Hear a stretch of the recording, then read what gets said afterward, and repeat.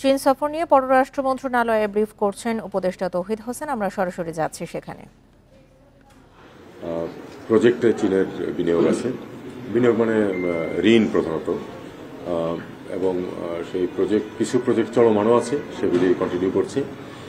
আর আমাদের আরও কিছু বিষয়াদি আছে, যেমন ঋণের শর্তাবলী নিয়ে আমরা কিছু কথাবার্তা বলবো। ঋণের সুদ কমানো বা ফেরত দেওয়ার সময় বাড়ানো ইত্যাদি বিষয়ে আমরা কথা বলবো। আমরা এটাও চাইবো যে আমরা যখন গ্রাজুয়েট করব এলডিসি থেকে, তখন চীন যেন ইউরোপের মতোই যেন আরও 3 বছর আমাদেরকে ভিসা ফ্রি এবং কোটা ফ্রি সুবিধা বহাল রাখে। এমনিতে এখন পর্যন্ত তো আমরা জানি যে চীন আমাদেরকে প্রায় সব পণ্যেই শুল্কমুক্ত সুবিধা দিচ্ছে, কিন্তু সেটা আমাদের গ্র্যাজুয়েশনের পরে তখন আবার আলাদাভাবে তাদের কাছ থেকে আমাদের সেই সুবিধাটা নিতে হবে। তো এই ধরনের বিষয়াবলী প্লাস কিছু কালচারাল বিষয় আছে। আমাদের 50 বছর পূর্তি হচ্ছে চীনের সাথে সম্পর্কের, সেটার বাংলাদেশে এবং চীনে কিছু অনুষ্ঠানাদি হবে, সেগুলি নিয়েও আমরা কথাবার্তা বলবো।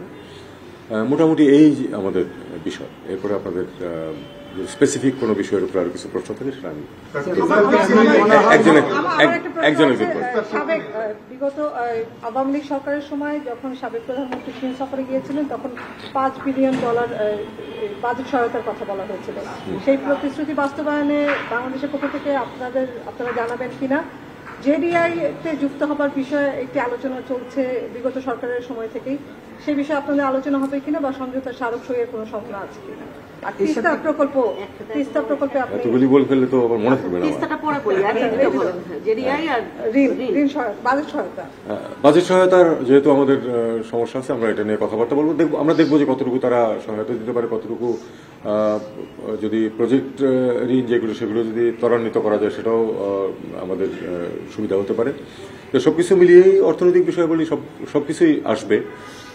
আর আমাদের যে বিভিন্ন প্রকল্প সহায়তা ইত্যাদি বিষয় আছে, সেটাও আসবে। এই যে কারণে যে আমরা ইয়েকেও নিয়ে যাচ্ছি, আমরা ইআরডির একজন সিনিয়র কর্মকর্তা আমার সাথে যাবেন, তাদের অনেকগুলো বিষয় আছে।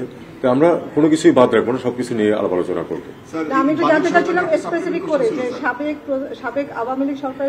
$5 বিলিয়ন কথাবার্তা হয়েছিল, যেটা সেটা এখন আমরা সেটা অবশ্যই সে আলোচনা বহাল আছে এবং সেটা থাকবে।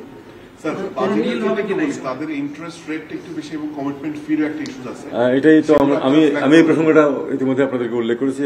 যে কোনো কিছুতে আমরা ইন্টারেস্ট রেট কমানো এবং পরিশোধের সময় বাড়ানোর জন্য বলবো, এবং কমিটমেন্ট ফি যেটা এটা যাতে তুলে দেওয়া যায় সেটা আমরা চেষ্টা করবো। সেটা